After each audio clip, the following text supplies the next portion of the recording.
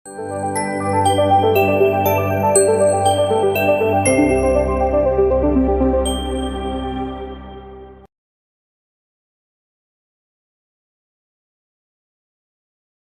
nggak dirimu merasa tiba-tiba ikut arus opini publik padahal awalnya cuek?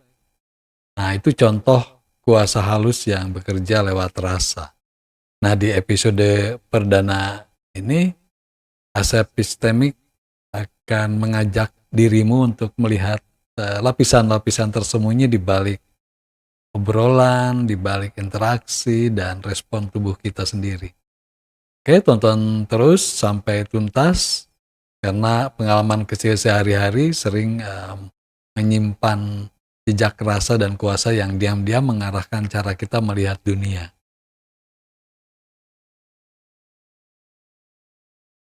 Warga dunia yang baik, sampurasun.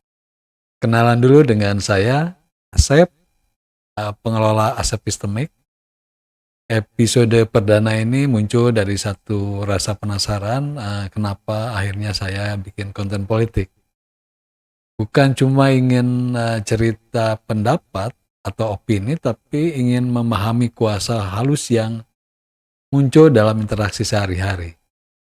Tubuh, kebiasaan online, dan pengalaman kecil kita menyimpan banyak petunjuk. Oke, kita buka pelan-pelan bagaimana opini dan pilihan kita sering terbentuk dari rasa yang bekerja tanpa kita sadari. Saya juga sering merasa bingung dan kesal atau penasaran waktu lihat berita viral atau opini yang tiba-tiba ramai. Rasa itu bukan cuma reaksi pribadi. Rasa bisa memengaruhi cara kita menilai orang lain dan melihat dunia. Kuasa yang halus itu muncul lewat rasa, menentukan siapa yang dianggap benar atau salah. Nah, disinilah konten politik penting supaya kita bisa membaca jejak-jejak eh, yang ada di kita alami.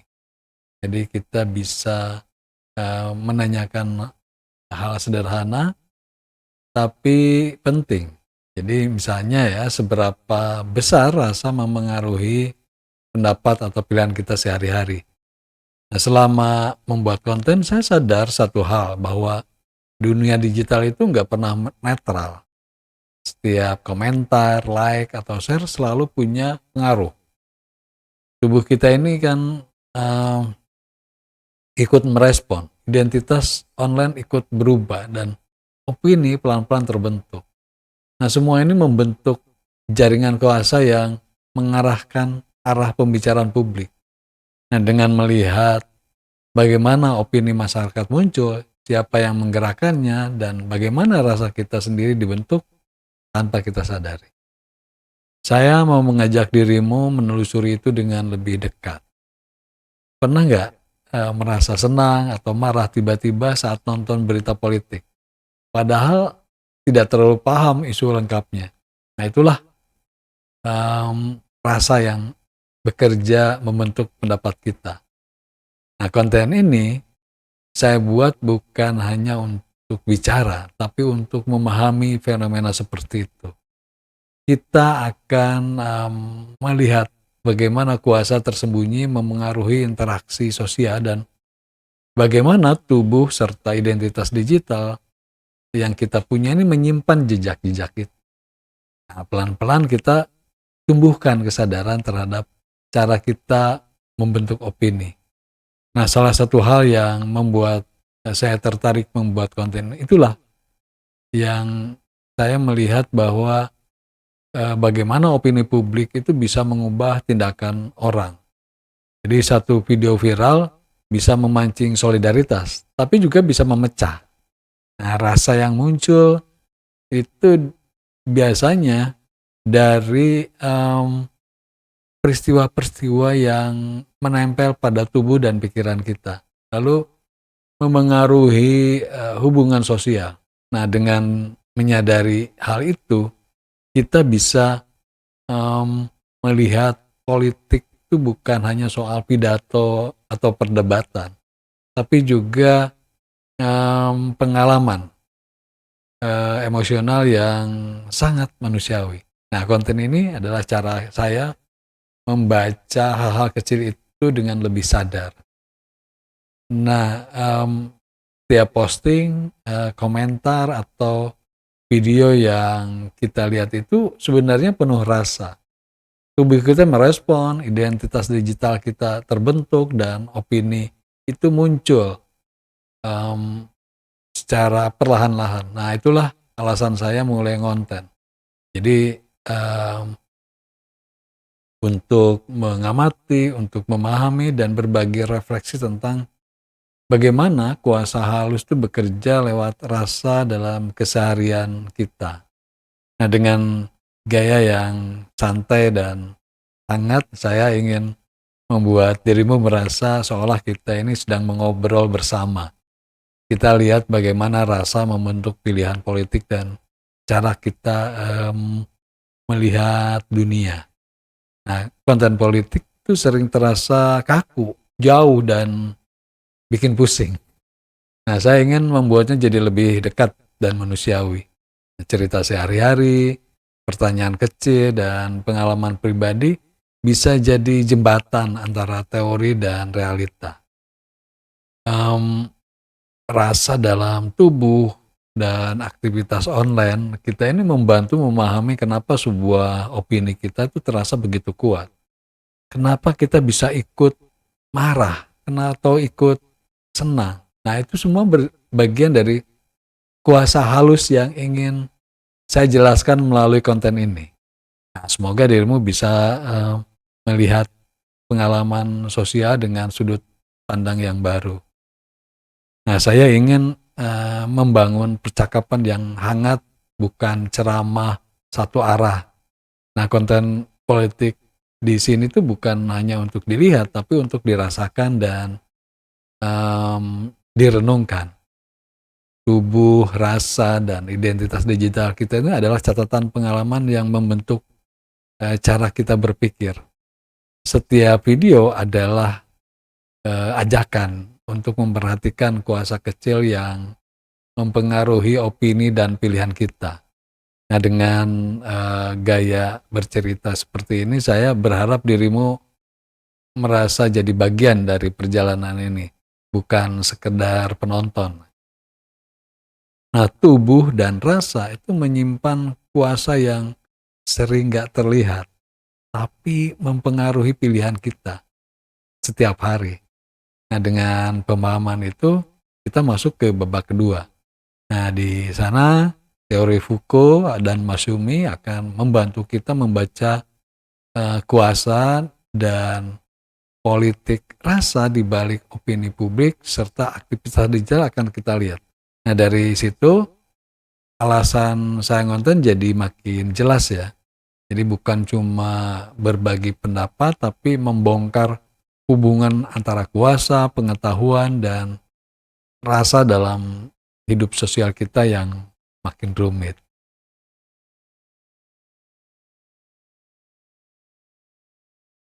Saat saya membaca Michel Foucault dan Brian Massumi, saya mulai paham bahwa kuasa itu tidak selalu datang dari pemerintah atau aturan resmi. Jadi ada kuasa yang jauh lebih halus. Jadi kuasa yang mengalir lewat rasa kecil dalam hidup kita sehari-hari. Jadi Michel Foucault menjelaskan bagaimana pola pikir kita itu dibentuk oleh wacana dan kebiasaan atau sesuatu yang dianggap normal terjadi normalisasi. Nah, sementara Massumi menunjukkan bagaimana tubuh kita ini bereaksi duluan sebelum pikiran sadar bekerja. Nah, keduanya ini membantu saya melihat bahwa politik itu bukan sesuatu yang jauh, tapi sangat dekat dengan pengalaman harian kita. Nah, Foucault bilang bahwa kuasa bekerja diam-diam lewat normalisasi dan kebiasaan yang terasa biasa. Jadi kita mengikuti aturan tanpa merasa sedang diatur. Sementara Massumi menambahkan bahwa rasa itu bergerak lebih cepat daripada logika. Nah, kita sering em, memutuskan sesuatu karena dorongan tubuh, bukan argumen panjang. Nah, saat dua ide ini digabung, muncul gambaran bahwa politik itu bukan hanya soal debat, tapi juga ini soal rasa yang mendorong tindakan tanpa kita sadari. Nah, di dunia digital, semua ini terlihat jelas. Satu video viral bisa membuat jutaan orang marah, bisa membuat puluhan ribu orang tersentuh, atau malah panik sebelum mereka sempat membaca fakta. Nah, Foucault membantu menjelaskan bagaimana narasi di internet itu membentuk cara kita melihat sesuatu. Sementara Massumi menjelaskan kenapa tubuh kita cepat sekali bereaksi. Nah, internet membuat kuasa bekerja dengan kecepatan yang hampir tidak bisa kita kontrol lagi. Lewat gambar, lewat suara, atau sensasi yang langsung menyentuh tubuh kita. Lama-lama saya sadar bahwa rasa itu bukan cuma urusan pribadi, rasa itu bisa menular. Nah, ketika banyak orang merasa takut atau marah terhadap hal yang sama, rasa itu berubah jadi gerakan bersama. Nah, Foucault membantu melihat struktur yang membuat penyebaran itu mungkin. Sementara Massumi membantu memahami intensitas yang mendorong tindakan kolektif. Nah, di titik ini, saya merasa dorongan konten itu makin kuat. Karena saya ingin membaca bagaimana rasa ini membentuk gerakan sosial. Nah, saya mulai sadar bahwa keputusan konten datang dari keinginan membaca hubungan antara kuasa dan rasa di ruang publik. Nah, setiap komentar yang pedas, dukungan yang hangat, atau debat viral adalah contoh politik rasa bekerja. Jadi, publik tuh sering berubah arah bukan karena argumen paling logis, tetapi karena rasa yang paling kuat. Nah, saya ingin menyediakan ruang untuk melihat fenomena ini dengan lebih jernih. Bahwa tindakan politik sering dimulai dari tubuh sebelum sampai ke kepala. Jadi, buat saya, konten politik itu bukan hanya soal data dan analisis. Konten adalah cara memahami manusia. Jadi, tubuh menyimpan jejak rasa dari interaksi sosial dan ruang digital, kemudian mempercepat semuanya.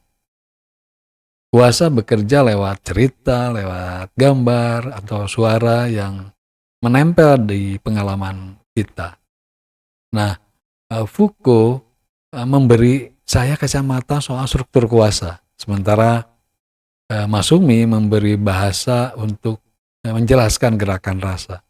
Saya mencoba membawanya ke dalam cerita yang dekat dengan kehidupan sehari-hari. Nah, memahami politik rasa berarti memahami apa yang mendorong kita bertindak. Rasa bisa memunculkan keberanian, solidaritas, amarah, atau malah kecemasan. Nah, rasa mempengaruhi siapa yang kita dukung dan siapa yang kita tolak. Nah, Michel Foucault membantu memetakan sistem kuasa yang mengatur hidup. Nah, sementara Massumi menjelaskan getaran kecil yang membuat kita bergerak. Nah, ketika digabung, keduanya membuka cara baru membaca politik. Jadi konten jadi cara saya berbagi pemahaman itu kepada dirimu. Nah, mengamati politik tanpa memahami rasa itu seperti membaca buku tapi melewatkan bab pertama. Jadi banyak hal terasa kosong karena kita cuma lihat permukaan. Michel Foucault itu mengajak saya membaca struktur yang membentuk peristiwa. Sementara Massumi membantu saya menangkap ritme rasa yang menggerakkan tubuh.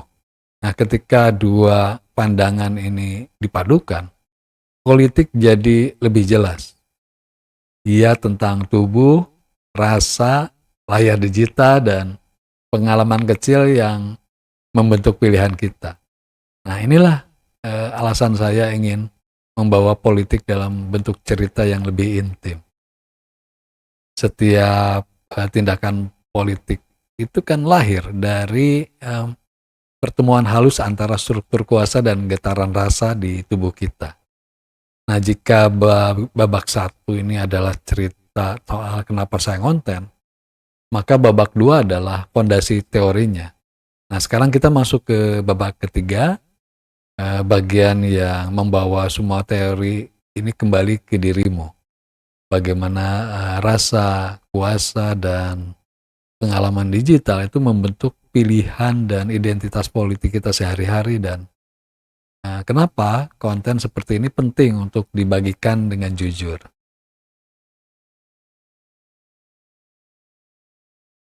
Setelah memahami bagaimana kuasa dan rasa bekerja dalam hidup kita, saya mulai melihat bahwa membuat konten itu bukan lagi sekedar pilihan ekspresi, melainkan kebutuhan untuk menyediakan ruang aman bagi pembacaan diri. Banyak orang merasakan kebingungan, tekanan, atau euforia saat mengikuti peristiwa politik, namun sering tidak memahami artinya. Jadi melalui konten ini saya ingin menghadirkan tempat di mana dirimu bisa membaca dan menamai rasa sendiri tanpa takut dihakimi. Nah, tujuannya ya sederhana, menciptakan bahasa bagi hal yang samar yang sebelumnya sulit dijelaskan dengan jernih. Nah, pengalaman saya menunjukkan bahwa politik itu sering menyentuh tubuh lebih dahulu sebelum logika ikut bicara. Ada ketegangan, kehangatan, keraguan, dan keberanian yang berjalan secara bersamaan. Nah, ketika saya menyadari bahwa rasa membentuk cara kita memilih dan bertindak, saya merasa perlu menghadirkan ruang refleksi yang tidak hanya mengajak berpikir, tapi juga mengajak merasakan.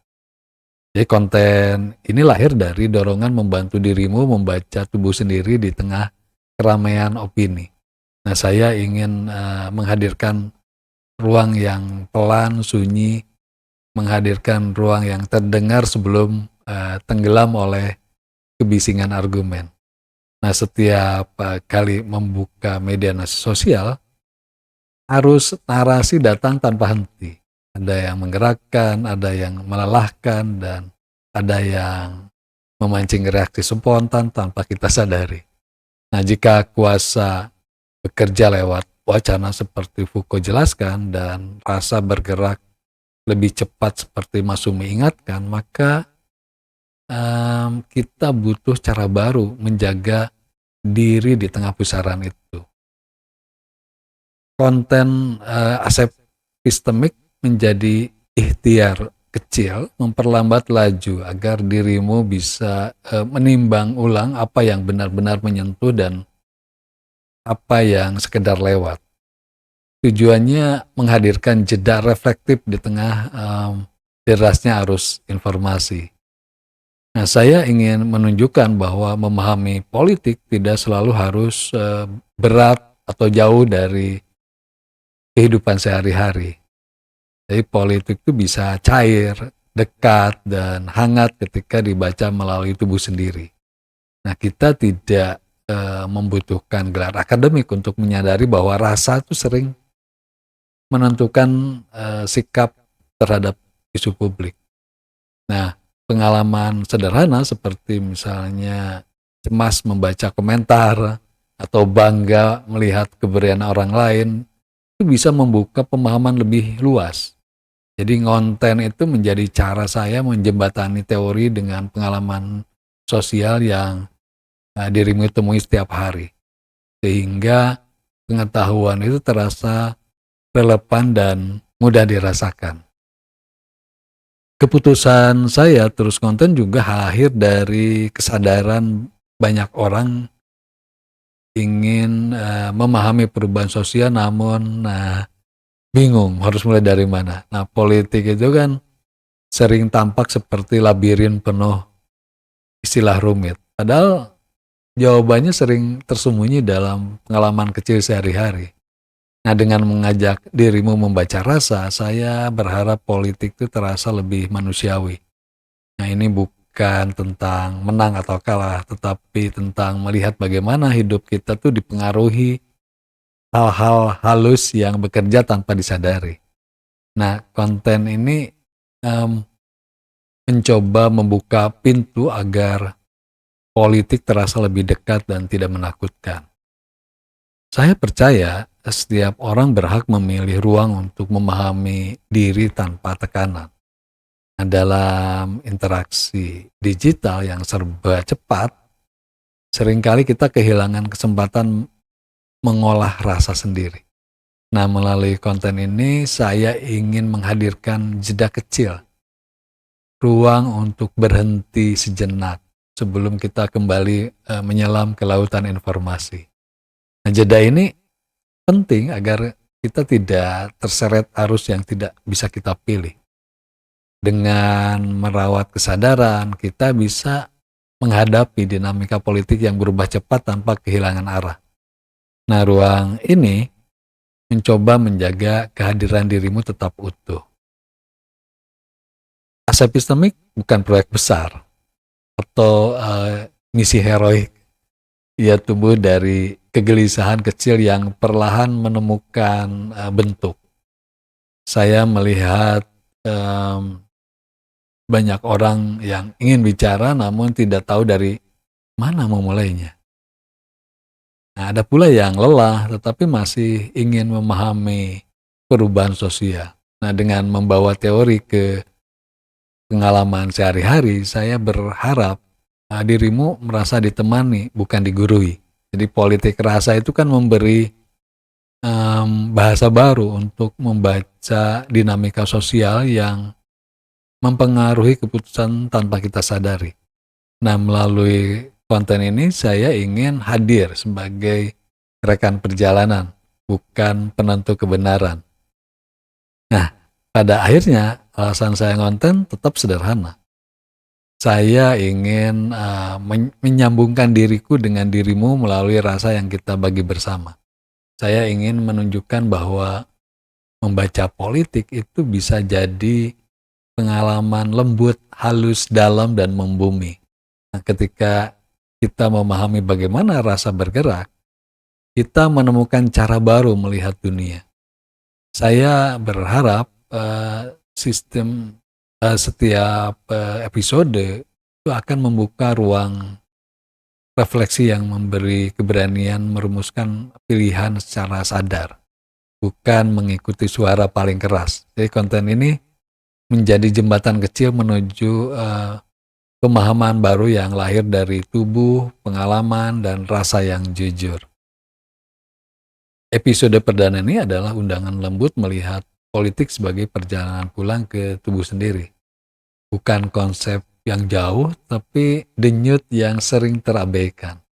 Nah, bila babak 1 membuka alasan saya ngonten dan babak 2 merapikan pondasinya, maka babak 3 ini adalah ajakan merawat rasa sebagai kompas hidup.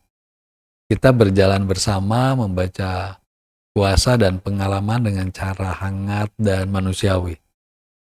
Nah, agar percakapan ini tidak hilang di telan algoritma, tekan subscribe, nyalakan lonceng, dan tinggalkan komentar tentang rasa apa yang paling mengusikmu hari ini. Demikian episode kali ini saya akhiri. Sampurasun.